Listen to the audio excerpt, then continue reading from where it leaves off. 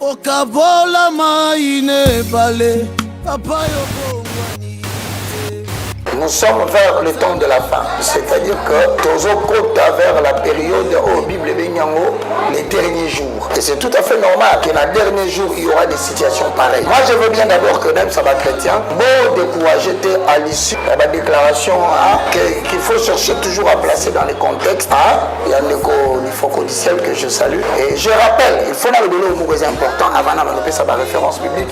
Parce que nous avons se défendre vis-à-vis des Écritures pour éviter l'opinion personnelle. D'abord, il faut savoir que au sein du mouvement de Branham, ils ont deux branches. Branche qui confesser Branham prophète de Dieu. Bazali, et ceux-là croient que Branham a prêché Jésus-Christ de Nazareth. Donc il ne faille pas, il n'y aura même pas Branhamiste. Parce que non, tout ça, Branhamiste, c'était tout ça, un message. Je connais beaucoup sont dans cette catégorie-là. Et il y a la Kabouana. Donc, un message, on considère Branham comme un prophète. Autant moi je le considère aussi avec beaucoup de respect qu'il a prêché Jésus-Christ de Nazareth et il a révélé le mystère de l'Apocalypse. Voilà. Donc ça c'est le premier cas. Deuxième catégorie, il y a les branhamistes. C'est-à-dire qu'il est de la doctrine de Branham. Alors, il est difficile au contredire. Pourquoi? Parce que à ça le choix, à se considérer Branham comme un dieu. Il y a un livre Branham à comment pour la brochure. Ils ont la même valeur spirituelle que les saintes écritures.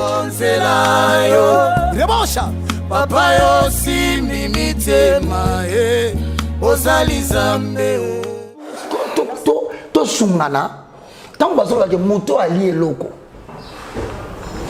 azala ba doute au sumuka ça revient au même moto azoka musique azoli ya musique parce que lelo ne tolobaki wana ayoki musique je sais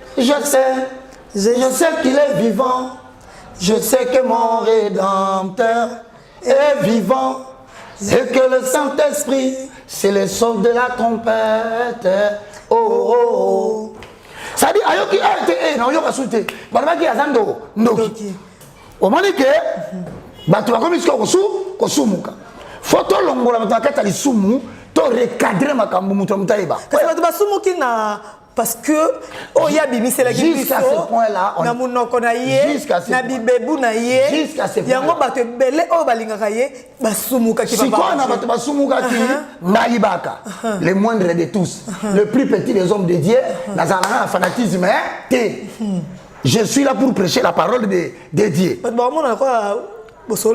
Non, jusqu'à présent, tu as sololité. Après, si tu as une indication, tu as un boye, tu as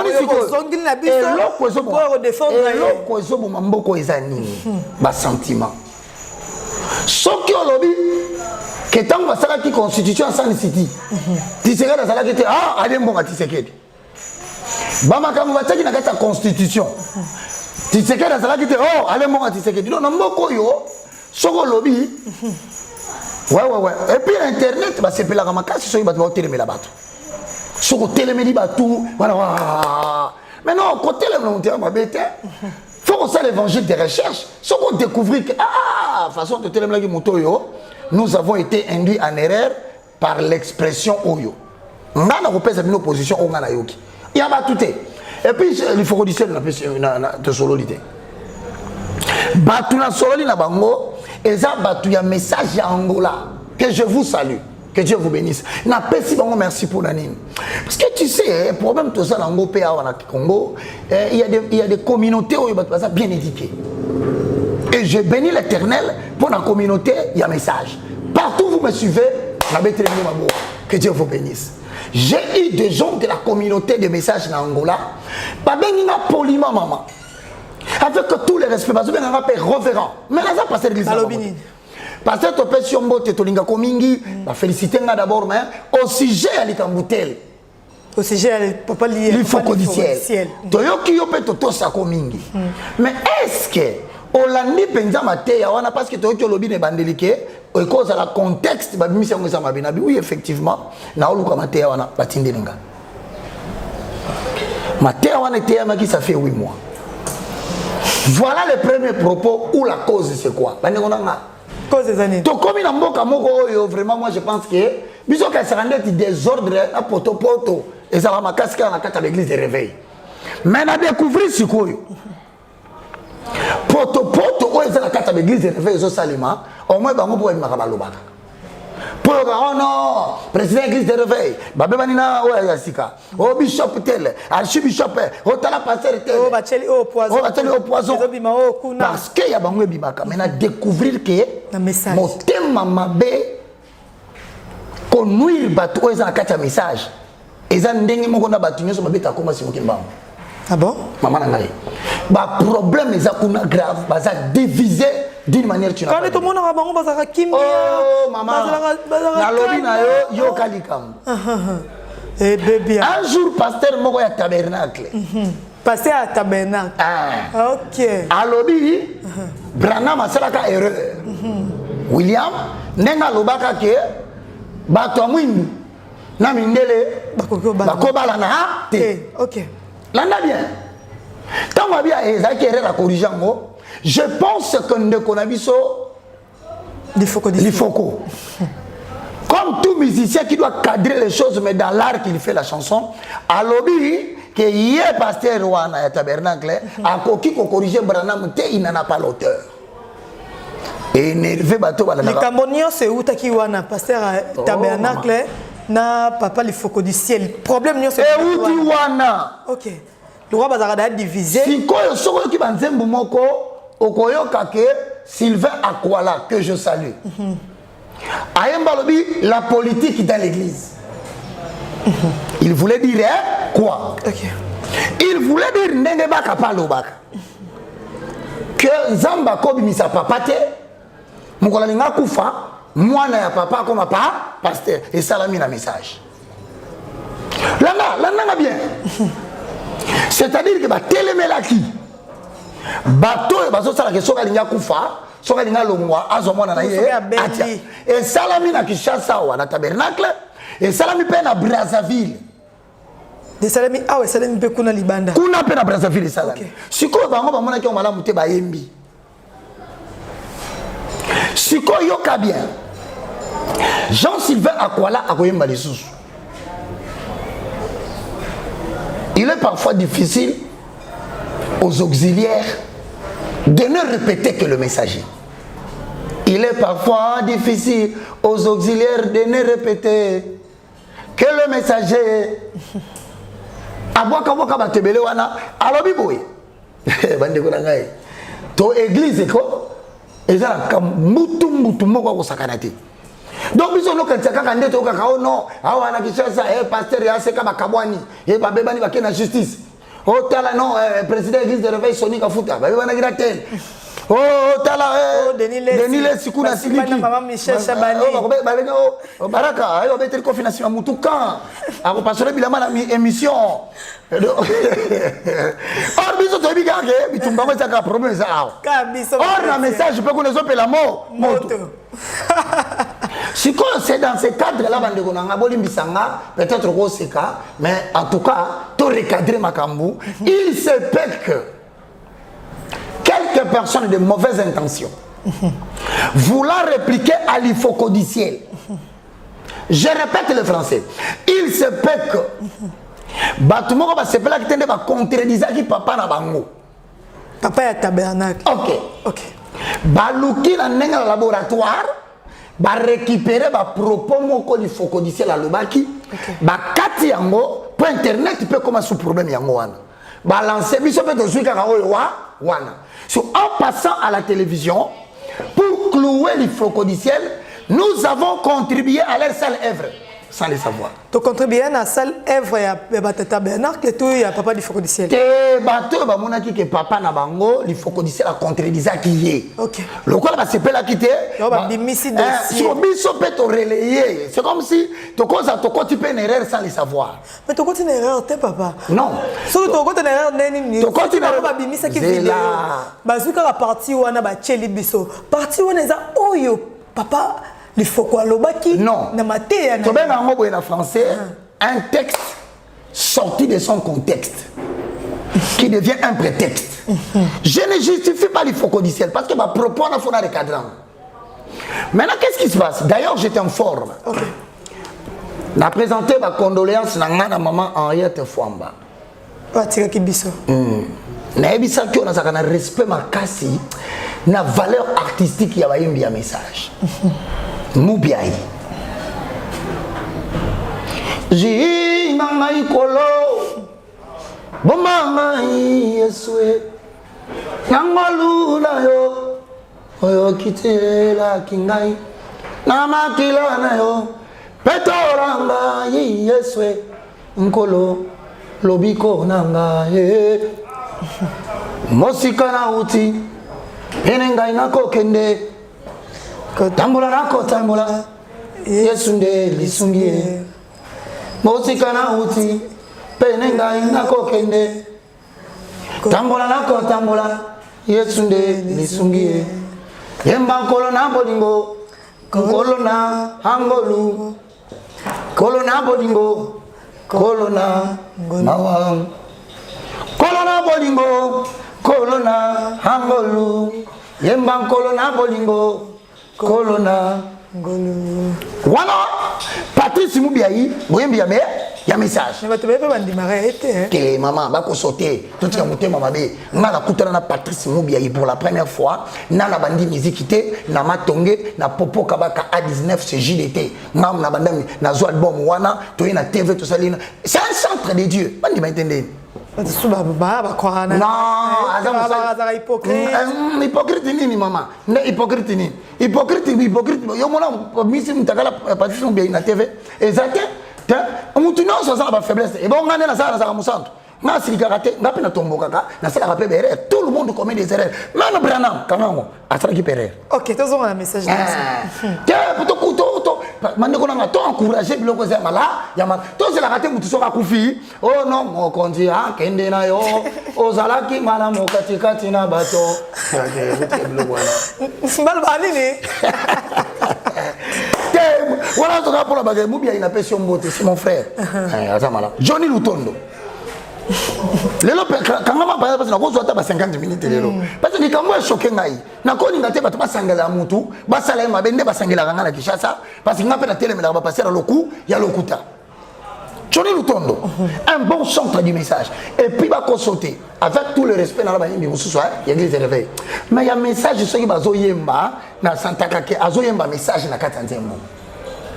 Maman est famba. Voilà, tété maman wana paix à son âme. Mais ma kambeleki na matanga na na goloba. Tokoloba yango. Tokoloba yango. Aya kobila. Iloba na yo zambe. Pete na njela na yango ndenga inazwiki kimia.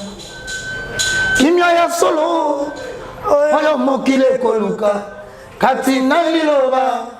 Na yo yawe. Ngai nazwi kimia ya solo. Molimo santo, caramba, molimo santo yonde lisungi nanga, ya kotambi sangana jela ya semo, poete ngai na mona, kembo oyo bongisi ponamba santo, kembo oyo bongisi ponamba bulami, yeah. Wani zakitanya. Johnny Lutondo. On m'a dit que on va y banzembo tushakabi. Bis ma biso pe na réveil te ba banzembo. Na bonité mama ngana lo ba oya nga penda baka. Bola mwelekebele. Mama tokozonga kuna. Elekebele. Bon tokozonga kuna. Kanga koma na ye. Tokozonga kuna. Natani l'initiative akotanga bola mona nzambe. Moko sima mosusu na vina ngai. Na yoki moto pasi kasi elekebele. Amen. Bola mongo. Elekebele. Bola mongo. Elekebele. Bola monzambe. Osali pe ma bebele. Tanya. Neymar de la presse. Bon on est en mangaya. Bon, ngana sana kaka. Na boina on makabusu manga. Tengana kenoga. Ah non, pas ça, bah, non, il y a des chants très chrétiens, bah, bien. C'est que les à mon thème, à mon thème. Et oui, pièce quand tu pièce. À mon thème, Zambena banana. Oh.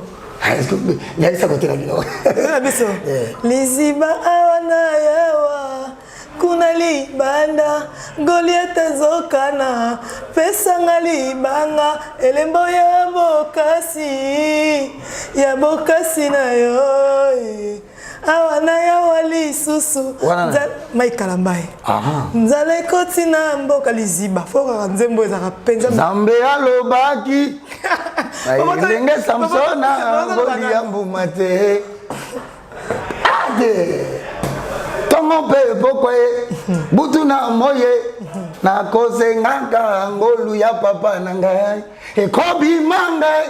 Kati na ema mokile ko kamwa lolenga bongo lingai moto na bolembue moto na bolemwe olingolo banango munango kotoyo non message papa sikoyo okomona sikoyo na mtosongeli ça veut dire que bakoma ki koluka conflit se kotaki na tabernacle à Kinshasa côté papa ouais sikoyo baluka ndeni bakwesa lifoko di ciel babuki partir na batindeli biso ngala landi yango yoka bien Jésus-Christ a fini sa course chez William Marion Branham et l'ignorant bani ni remettons les choses dans leur contexte ndeko na bandeli nga zaka katepo ndena réputation mabe comme ono baka ya aluba atelemela kaba naza évangéliste, j'ai le droit de critiquer positivement et négativement mais dans le cas échéant elingo loba bana ngona boyoka so na sala erreur bino bisanga dans le message dans les églises de réveil dans les mouvements pentecôtistes qui ngaza la kate ngana za indépendant. Je suis un indépendant. Les indépendants, tous sont caractérisés par une chose. C'est-à-dire, tous sont une autorité spirituelle, moko. Le Saint-Esprit et les Écritures. Ce que le Saint-Esprit refuse, nous ne faisons pas. Ce que les Écritures refusent, nous ne faisons pas. Tous sont côté, diriger les Écritures et le Saint-Esprit, point. Ils sont indépendants. Si on a Jésus-Christ a fini sa course chez Branham, il voulait dire ceci. Na kata religion la doctrine. J'espère que vous me suivez bien. Doctrine, c'est quoi la mathématique? Les axiomes. Les axiomes sont des formules stéréotypées qui font que celui qui croit, celui qui ne croit pas, c'est pas ton problème. Mais na kata message, tant que Jésus a fini sa course chez Branham, ils reconnaissent Jésus en tant que Seigneur. Okay. Mais quand ils disent qu'il a fini sa course chez Branham, ils ne veulent pas dire que Jésus est devenu Branham. Mauvaise interprétation. Que moi aussi peut-être j'ai eu à un moment. Que Branham a commis Jésus. Que Jésus comme le grand prophète. Après Jésus, la génération âge nabiso Zamba salali prophète mususu à part Branham en tant que prophète. Voilà le conclure. Non, c'est ce qu'il voulait dire. Il voulait pas dire que Branham est devenu Jésus. Pardon. Que tout ça m'a bon se penser. La Bible est ici. Balobi ne faites rien pour plaire à vous-même. Tout le monde pour la bâtiment se passe c'est plateau qui est-ce que Denis les Azan Zambé? Est-ce que Henri Papa Mtatelemlaki est Azan Zambé? Pasteur à tabernacle, autorité à l'écriture. Nous n'allons pas favoriser tout ça parce qu'il y a des prédicateurs de YouTube, verset, exaté. Argumentaire biblique, verset, exaté. Direct des propos, licolo, ça ne sert à rien. Non. Pétage. Bonjour, mon frère Denis Lessi. Nani? Denis Lessi. Non, c'est mon frère Denis Lessi. C'est mon frère. Je ne sais pas si ma sœur.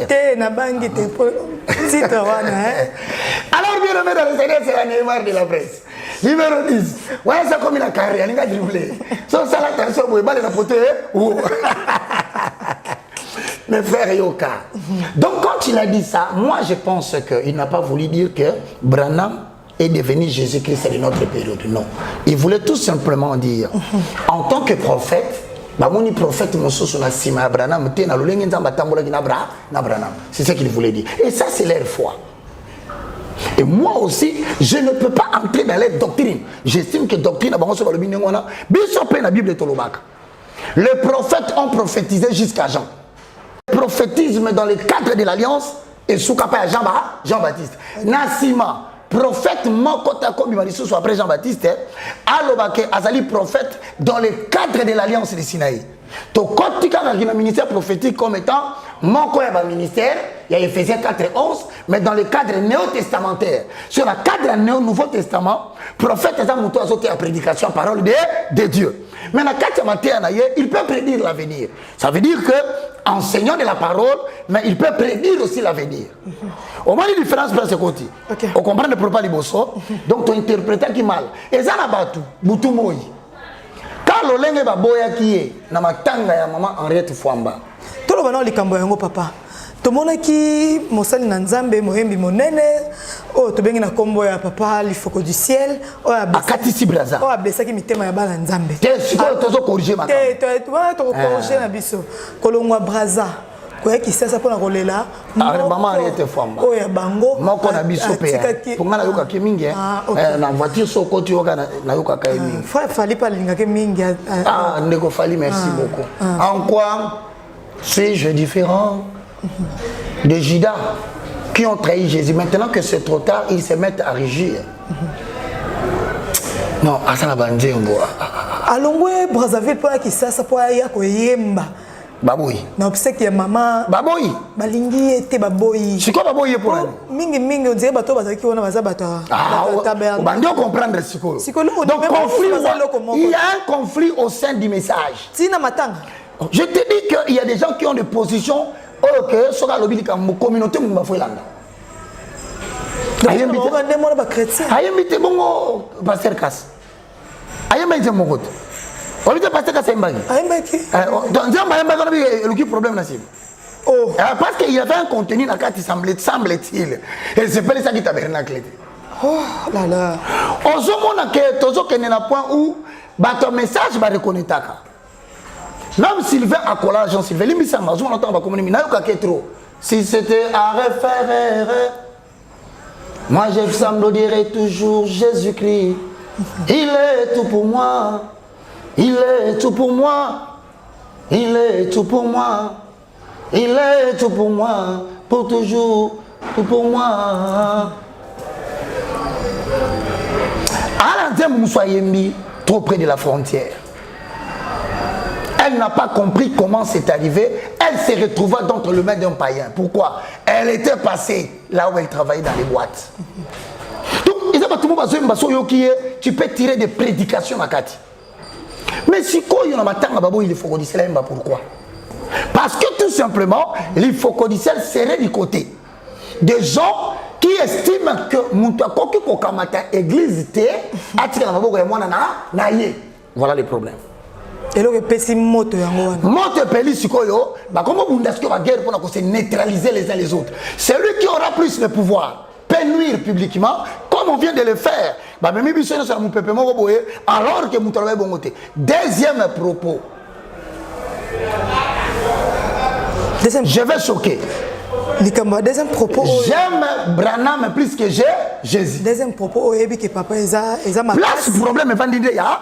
Yango problème est yango place problème est vanité même problème de yango wana siko yo olingo défendre likambo yango non na deuxième propos na luki pe sous prédication parce qu'il faut te bandoko là yo zo luka kaka na mama na ngara za mutu to yoka kebele est-ce que na wanga nango mais to yebi combien de lobaki o ka no bien te non ah ça veut dire na pesi pasteur wana raison c'est que babi yo yoka ka bien te comment va na limiter te na lobi boy babi yo yoka ka bien te na ndimi na lobi boy tant on est tourner mission oyelinga kaka ba propos oyo to yokaki o biso to yokaki yo yokaki ngapa na yokaki siko na lobaki na introduction boy bozonge l'émission nanga na lobi et l'ocognon son mutazo ba photo zongo noto replaçant na contexte na yango peut-être que et cause la différent na bakisi il y a deux catégories de groupes dans le message o ba benga ba branamis na bo balinga ba benga ba branamis tete ba benga o te message n'étant to comme si kana na biso ngai te mutu na lobi yende regardez les propos na nora ça musapi yende en fait le propos qu'il avait dit et nous avons tablé sur le propos pas en termes de sentiments, mais en termes de ce qui était écrit. Maintenant, ne les regardons pas comme un ennemi. Ok. Comme ce n'est pas un ennemi, mais Oyozolobane est différent. Oh, ni na lobby. Ah! Oyo karabiente. Oyo babenga biso na digital. Tant soit va baraté, babenga biso na digital. Ba côté ici extrait à partir d'un mois na 4 ordinateurs. Les ordinateurs ceux qui ba son. et produisent bah lettre ni dans la carte. Il y a des ordinateurs qu'on appelle des super ordinateurs. Tu peux dire un mot français, avant de produire selon son. Alors monsieur bah lettre, peut monsieur mon bimba. C'est quoi? Bah ça là on a rédaction digitale, dans ça quitté. Bah les qui ça na sport na TV. Rédaction quand yo ça que ngai na ça la quitté. Yo bien. Si quand jour na yo ko ka ça la quitté, na ko na ba problème. Yango na biso à partir ya wana. Ba te belé tomba ko vérifier likambwana. Je peux te rassurer. Au moins baba amsu to lobaka il faut aujourd'hui nous to banda to kola. To banda ko se rendre compte que j'ai une lourde responsabilité sur la foi des gens. Au comment on a quand on les gana TV obité Angola balandaka. Peut-être le quoi na so voyager te Amérique mo melandaka. Europe mo melandaka, Asie landaka. Il y a des gens qui peuvent réagir à la lettre lobi likambu à réagir mbala moko. Abou qui cède à tombo qui na bi tozo kola. Et ça faiblesse te kozonga na TV. Ko réanalyser likambu parce que tu peux ça que 3 mois ko ça na te. Alors, si 3 mois ko quitter yemoko na chaîne na ye, il y a YouTube, hein, il faut codiciel. Allez mon frère, mais ça c'est pas une humilité. Combien de pasteurs basala ba makambo wa ba bengi se route na interview ba bio pasteur ya ko lo bakasi pona likambo gege wana nanani amuna nanana amuna il est capable de moi. Combien bakangi mamuni mutakala ni leki na télévision awa ba ala sala te mission te asenga pardon bisa batu que non bolimbi sangai na saki scandale mais quand quelqu'un c'est na hauteur il faut codiciel après tout c'est pas un ami c'est un chantre messager tokota non alikamba tozokota aleki na YouTube na bolanda ngana ko sate bolinga le kana te basenga baka pardon baka seki est-ce qu'il m'a offensé il a offensé qui Alinga senga badeni lesi. Asa badeni lesi pardon de lesi. Ari papa. Ako senga ari papa pardon ari papa sana. Kasi bango ndo etuka ki bango makasi. Jamais de la vie ako senga Jésus pardon, ako le ganga TV a recadrer ba makambo na 1 point, c'est tout. Tala psaume 51 zela. Tu as une écriture. Posons le fondement. Le fondement. Avalons les rouleaux. David abimina mwasi abatu. Ce que tu as vu dans moi, c'est pas tout. Ma belle makasi, baba kanda nzambe kiti. Mais yoga David mamazolo ba. Moi c'est abimina za moi c'est général. Général na zape na banoko na ba famille na ye. Moi c'est na pesa ba ndeko na ye na ba mama le na bona ba tata moi. Asenga bango pardon te. David na osenga ndoko ya moi si akufela ko na pardon te. Alobi bo na psaume 51 yo kanga bien. Psaume chapitre 51 le verset 4. 5 à 6, je répète. Lave-moi complètement de mon iniquité et purifie-moi de mon péché. Car je reconnais mes transgressions et mon péché est constamment devant moi. J'ai péché contre toi et je fais ce qui est mal à tes yeux. Non, il a péché contre Dieu, il a fait ce qui est mal aux yeux de l'Éternel. Pardon. Mais pardon, comme c'est une personne que Dieu utilise pour la foi de plusieurs, à Zongina TV a recadré ma propos, à l'objet contexte différent. Est-ce que tu continues pour clouer mon tassali Kambaboué? Bien au contraire, biso atutoloba to taper courage parce qu'il y a beaucoup de courage. Biso ce que la saké courage de l'attaquer à mon centre biso peut tozana. Tozonga to bando corriger ba propos. Likambo yo ya koloba ke j'aime Branham plus que Jésus. E pelisi moto. Na libengomba ya Nzambe. Oh ba pasteur ba côté atongo midi. Na lukis comme te ya wana na retrouver te. Donc na sengi siko boye. Pour la Likambouya, Jésus a fini sa course chez Branham, je vous ai expliqué. Mais pour la Likambouya, j'aime Branham plus que Jésus. Nalingi to comprendre que je ne peux pas commenter des propos que je ne maîtrise pas. J'ai jugé les propos à la limite de la parole de Dieu selon la partie qui m'a été donnée. Mais comme un dispensateur de diverses grâces, je dois mettre au service des autres la grâce que Dieu m'a donnée de comprendre les Écritures. Nakobenga lifoko disiel. Nakoye bisayi. Parti oyo lobaki. Ya liboso nga na comprendre. Mais parti ami balé. Nga na comprendre te. Fona zonga na télévision. Moutuma komi na commentaire na yo. So landi bien. Abi, il va te rappeler dans 3 mois. Si le frère Lifoko du ciel ne change pas les propos, oye bisanga, tu fais sa décision à Boukabassédi. A combien de commentaires? C'est-à-dire que qui ne fait pas des erreurs? Tout le monde. Même Branham. Vous savez que Branham a fait erreur. Ah, au moins c'est que vous avez embêté. Oui, Branham est sala. Branham a un andako. Na moi siné. Babengi na téléphone. Branham a un téléphone appelé moi siné. Abi c'est nazati. Akena si ma porte avandi. Moi c'est pas yambi. Alobi Branham hein. Willy azati. Mais tant que Willy Branham azongi akuti moi c'est nazolela. Atuni ozolela nini? Moi c'est na ebisi abi ah. Willy, je suis très étonné que toi tu vas utiliser les mensonges, toi que Dieu utilise. Ozo pesangana kosa ki ozati. Et choqué Branham makasi. Branham aoka mabela likambwana a 50 ans pardon abi les mensonges comme ebelé. Yango ki Jean Sylvain akola yembi. Alobi soki nkola ko permettre na simananga ba komali solo nanga. Ba beta masolo ya buzo balanga na salati. OK. OK kamba lobaki. Albi Branham tant na mokili. Il a certainement commis des erreurs. Et il ajouta, il dit, il en commettra certainement s'il était encore vivant. Soyons pas attachés aux côtés des erreurs de Branham. OK. Puisque le long de Tobet a solo il y a un homme qu'on appelle chez nous les juifs spirituels Abraham. Tobet est le père de la foi. Qui est né dans Hébreu chapitre. Papa Kondima. Ce qu'on dit papa Kondima Abraham. Et pourquoi Abraham papa Kondima? Nazo expliquer pour le conseil fana nanga boye yo pour yo ka explication ka bishop Tanya la neighbor de la presse. Écoute bien donc tei aussi si malewa. On est au lamba du père. Baba est le père de la foi pourquoi? Parce que c'est le premier qui a été tenté dans la foi. Éprouvé, je voulais dire par la foi. Ça veut dire, lorsque Moutoumon a mokili nzamba tsaka une épreuveté, Moutali bossé zaki Abraham, abine kamata mwana na yo, bomaye so olakisa olinganga olakisa ngolinganga. Abraham akamati mwana matini na ngomba, alinga bomaye kola atali habito Abraham. Na moni siko kolinganga nga. Ça veut dire biso lelo soki nzamba biso par exemple le lotanya. Pesa portable. C'est merno. Nzamba ozongi c'est là. Ce que ça ne l'a comme on peut se courage chez Zanine.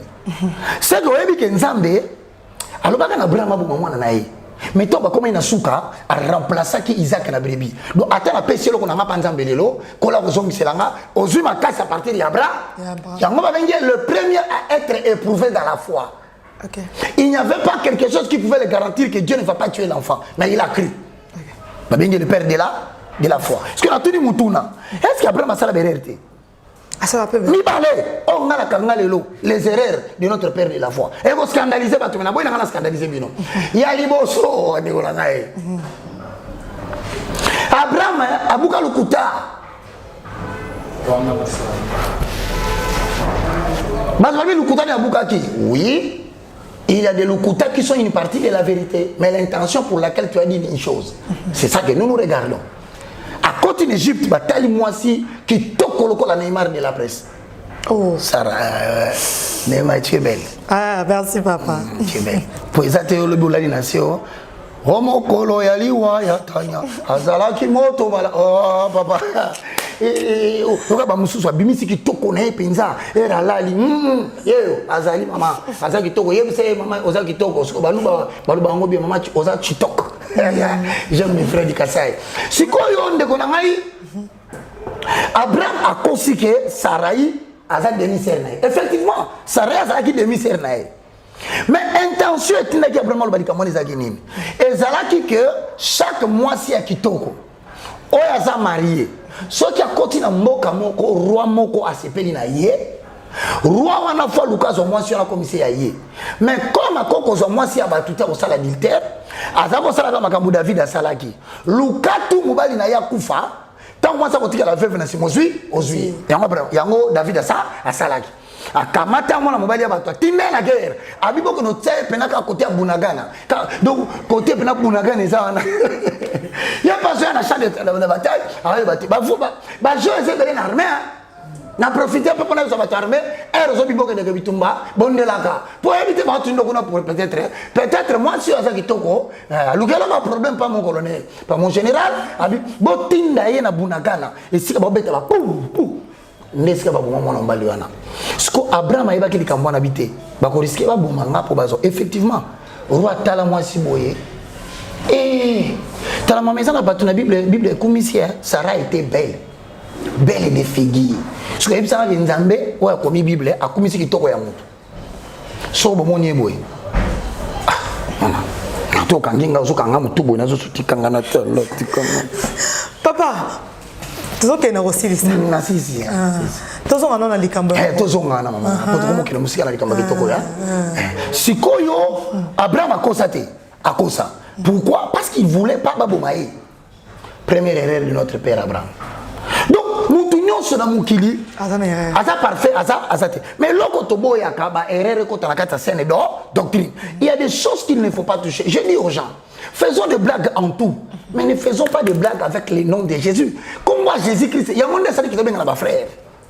Des frères. Il y a un monde de ça qui te bien à celui qui fout à pasteur. Il y a un monde de ça qui te bien à passer Mutombo.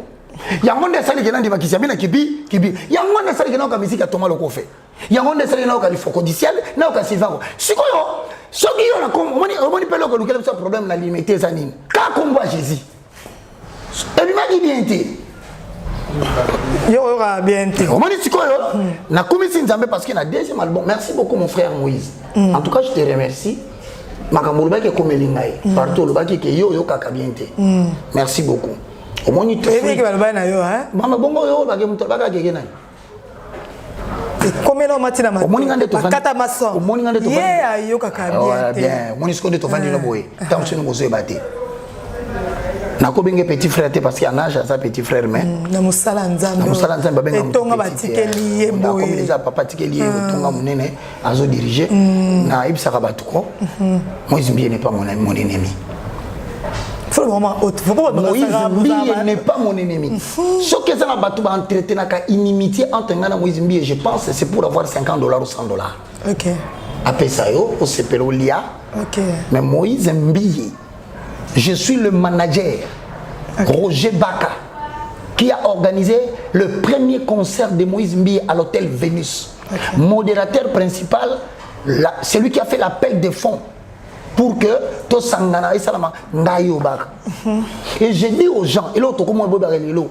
Si on a $50 na sima Moïse Mbiye, on est en autant pamba au Baka lobby. Moi, si je n'en ai surprenant que binoat, tu sais on nana. La bien pas passer mon quoi, il est trop banacate. Mais tant on a bien été solé, oh, sur la cannabis, bon, ça mon nanga. C'est pour te dire aujourd'hui, je profite de l'occasion pour dire. Ce qui m'ont tomboko, tout ça la clair. Pour voir na bana yum to minga kuna. Tena memi ote na eto ezalika mo. Et memi biso. To kota ka mama ke poto biso. Ah, na memi ote. Ça yoko vanda pena na kisha solo baké. Sincèrement parlant. Po, déjà ça, on dit makabila, ba fingi ozamuta fachi. On dit ma fachi, oh, ozamuti ya kabi, comme si katikati ezala kate na mboko. Donc na mboko to telka na ba position. Ngana lobi hein, ndeko na ngala. Muta convaincre nga azadi. Moïse Mbiye, c'est un chantre. Ayebi kokoma, ayebi koye, koyemba. Toye kozwa ba problème lorsque ba clip et comme koti ça ba symbole moko otomona tango bien. Il revenait à lui de nous expliquer. Peut-être que c'est un réalisateur, peut-être, mais comme il n'a rien dit, la nature a horaire divide. Donc il a dit parce que sur le kimiyate c'est que qui ne dit moro consent. Doit comprendre que ça m'a fait et affecta Bethel. Dans ce épisode du Cambo. Et affecta Bethel au point que maman moussou papa moussou le moi. Quand tu gères les gens, faut savoir à un moment donné rendre compte de ce que tu gères pour garder la foi des gens. Mais en tout cas au même titre que les Focodiciel. Non, frère Akomaka, ndeti mon alinga makasi. Naimba. Nyemba poto sisa na biso. Bibomba bomba. Bibomba bomba. Ah, OK. Masali na Nzambe bomba ni wapi? Alinga nzi mwana po ponga ba lukanga bakanganga. Ba luka ba tia ba poison. Ba luka ba bomba ngai. Masali na Nzambe bomba ni wapi? Satana luki alembe. Bibomba bomba ye soyo. Elle me peut coller à Gamabé. Tout ça la même chose dans ce banami. So comme coller manka beaucoup bébé.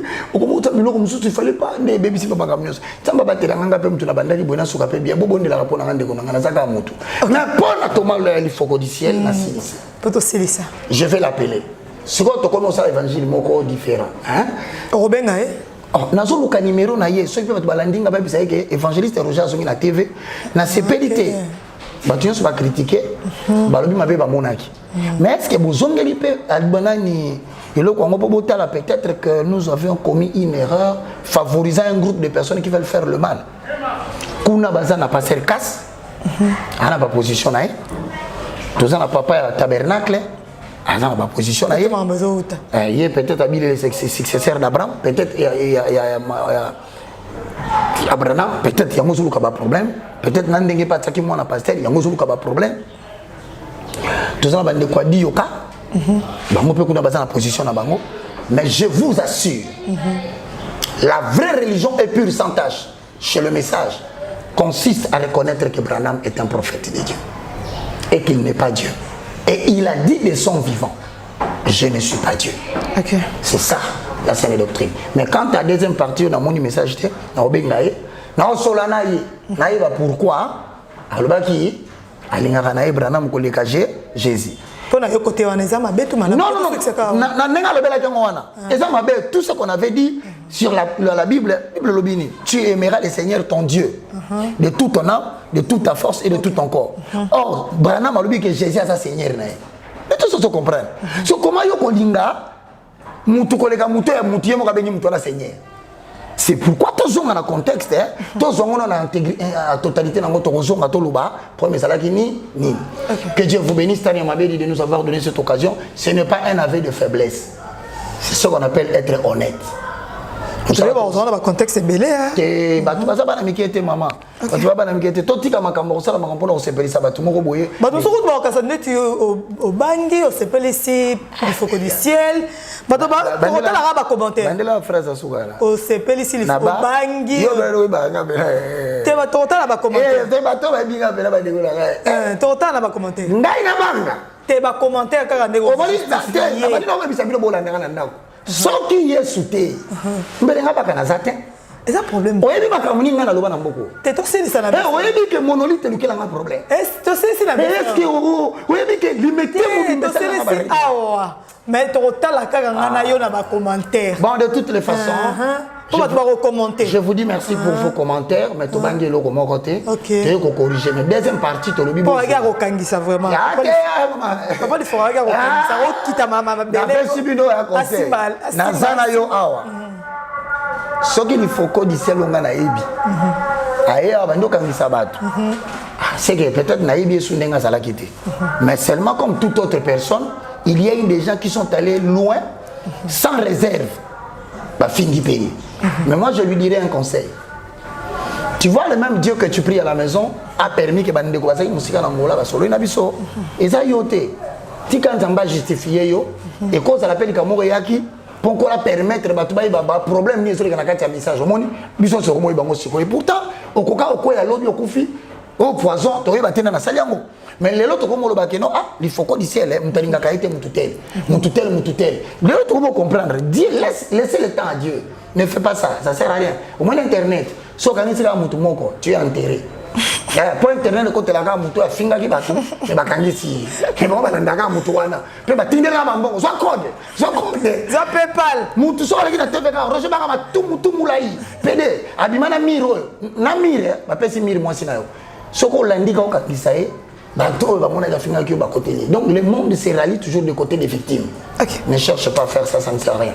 Que Dieu vous bénisse. C'était le moindre de tous, Roger Waka, le plus petit de tous les serviteurs de Dieu. Que Dieu vous bénisse. Merci beaucoup. To comme la souka, ya likambo yango ya mokolo ya lelo na yebi ke bana nzambe nyoso botali biso eza ba chrétien, eza ba message, ba tabernacle, ba to nyoso botali biso lelo. Tout ça kana besoin ba commentaire ba appel na bino et oza bien penza na likambo yango ba to nyoso botali biso na linga bino mingi. Papa Roger Baka lobi o eza ki très important loba abangi mutu te par obanga mutu banga kolo Yesu. Hein le roi ya yo ka bien ta yo ka ki bien te. Si vous avez zonga, ayoki bien, alobi nyonso oyo esengaki mpenza aloba na biso. Donc merci na Christian, merci na bato nyonso bakotala biso, nalingaka bino mingi na kocontinue kolinga bino soki nzambe abateli biso tokutani mbala ya nsima. Allez, bye bye. Goodbye. Okabola maine balé papa yo. Nous sommes vers le temps de la fin, c'est-à-dire que Tozo compte vers la période où la Bible est les derniers jours. Et c'est tout à fait normal que dans les derniers jours, il y aura des situations pareilles. Moi, je veux bien d'abord que même ça va chrétien, bon décourager à l'issue de la déclaration qu'il faut chercher toujours à placer dans les contextes.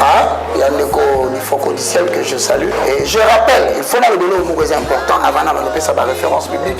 Parce que nous avons se défendre vis-à-vis des Écritures pour éviter l'opinion personnelle. D'abord, il faut savoir que au sein du mouvement de Branham, ils ont deux branches. Branche comme ils ont confessé Branham, prophète de Dieu. Bazali, et ceux-là croient que Branham a prêché Jésus-Christ de Nazareth. Donc il ne faille pas, il n'y aura même pas Branhamiste. Parce que non, tout ça, Branhamiste, c'était tout ça, un message. Je connais beaucoup sont dans cette catégorie-là.